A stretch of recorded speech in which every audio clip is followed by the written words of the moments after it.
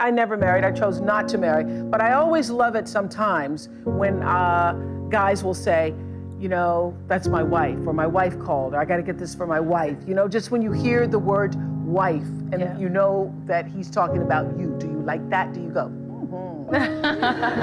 yeah. It feels great, but I can say to make sure you have your own life before you're someone else's wife. And Beyonce, your pandering game is on a whole nother level. But real quick, before we unpack what Beyonce just said at the end right there, do understand this, especially for you young cats out there who may not have the context, but Oprah and her impact back in the 80s and 90s for the growth and the spread of feminism was far beyond what Andrew Tate was able to accomplish in the past 6 months. She was the representation of, I don't need no man, I don't need no ring, forever dog mom, fighting the patriarchy, at the helm of works such as The Color Purple that did irreparable damage to black male image, and at the helm of Western culture through these ideals of empowerment fed to you every single day in every single American household via syndicated TV. Her cultural impact has not been dissected enough, but there's a little bit of Oprah in every modern day feminist today. But anyway, modern women will eat up exactly what Beyonce is saying, because having your own life is without any context here whatsoever. Word to the wise, mottos or quick sayings do not make great life advice, because people will affix this short saying to whatever panders to the stage of life that you are currently in and want to stay in. Well, what if living in your truth is parting your ass completely off, posting beach thong selfies every single birthday, and consuming endless amount of Love and Hip Hop Kim Kardashian content sprinkled with a bit of I don't need no man podcasts? Or is living in your own truth having purpose, accomplishing amazing goals, staying fit, working on components of your femininity, or making yourself more marriageable material? You see, instructing those to have their own life doesn't necessarily prepare you for having a family life. While she's speaking to Oprah, who is legitimately the feminism final boss. So of course that's going to be the message, because if she had the antithesis of that message, then it would impact her pockets. But the reality of the softer words that Beyonce used is based off of the truth that Oprah, while building a financially successful life, has 5 dogs, which she proudly calls her children, with no biological children of her own, and obviously from this question still craves to be called a wife. But shout out to Stedman though. Get your bag, player. Stop lying to yourself. Like, oh, I can't have sex without being emotionally tied. Dude, I can you and literally not think about you the next day. Stop giving yourself that much credit. But no, hold on. Let go. Why can you do that?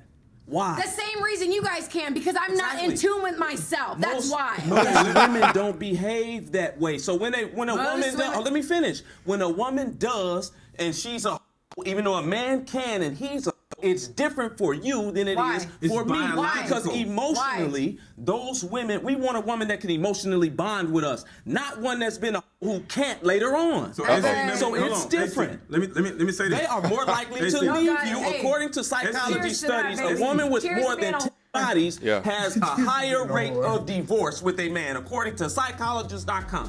You know, I believe Brittany when she says that she can give up her innards to giant athletes and rappers and feel nothing afterwards. It's just so crazy to me, because if she did not have this thought gene, if she was able to marry degrees of her femininity with what she looks like based on her aesthetics alone, let's take femininity out of it, she would be the wife of a CEO, sitting pretty without a feminine care in the world. But this is where Beyonce's advice from before doesn't help modern women today, because living in her own life has embroiled into documented promiscuity and showing her hindquarters all across the internet, which would then disqualify her from said CEO. She is the definition of train wreck for all 25.1 women that listen to the content on this channel.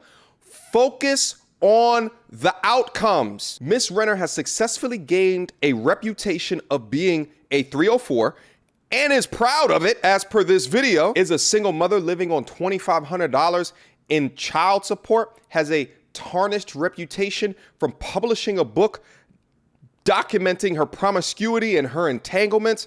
But guess what? She's living her life, right? And what's worse is that she'll have modern women all in her comment section when she releases the next psychological meltdown akin to a nuclear Chernobyl disaster. Brittany, get some help.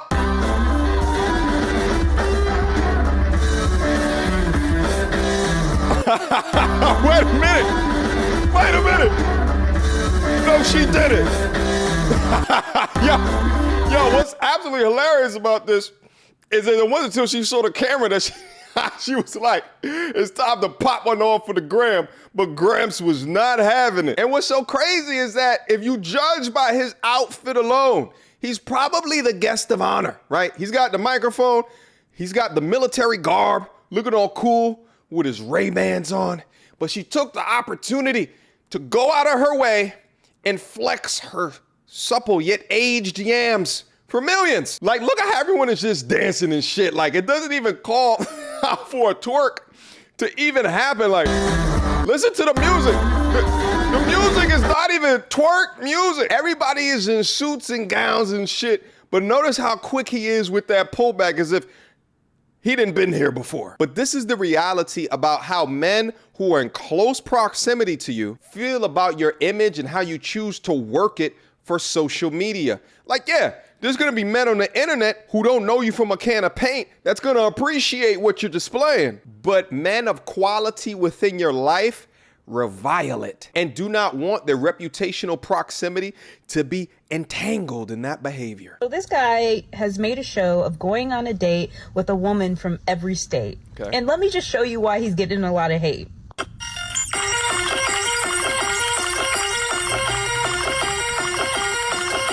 I think it's fair to say that my guy has a type.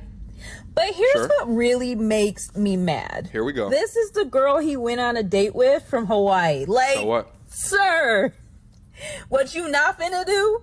You not finna play us, sir. You not finna play us, sir. Then this is the girl he went on a date with from New Mexico, who is actually, if you look on her Instagram, from Long Island. So, sir, if you have a type...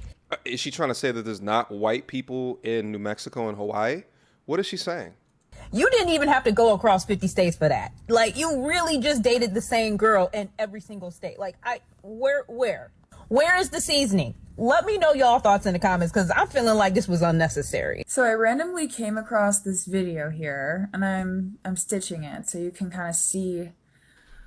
I've personally taken offense to this, and I am admitting that's part of my, like, past, and, like, I've dated as long as she admits it. A guy, maybe multiple, who are kind of like having a preference like this. And obviously all these girls are gorgeous and they seem excellent. It's just that it's cringy. It's sad to me, because why are we not attracted to people who aren't white? And I'm not trying to say that you can't like a certain way that people look, but you know, like, out of 50, you're doing this for a video. Not a single girl is black. And I think maybe there's like a light skin, maybe mixed girl, but you know what I mean, honestly. First I was like, yeah, like, I get it. He probably has a type, 50 states, whatever. Then he got to Hawaii. Who goes Hawaii? Blonde hair, blue eye, white girl is represented Hawaii to you. Every other state made sense except for that one. This is so cringy because, like, let's say I was on a dating show and I found a black girl that I wanted to date in Hawaii. Would the people of Hawaii get upset that I found a black girl in Hawaii? That's how absurd that y'all sound.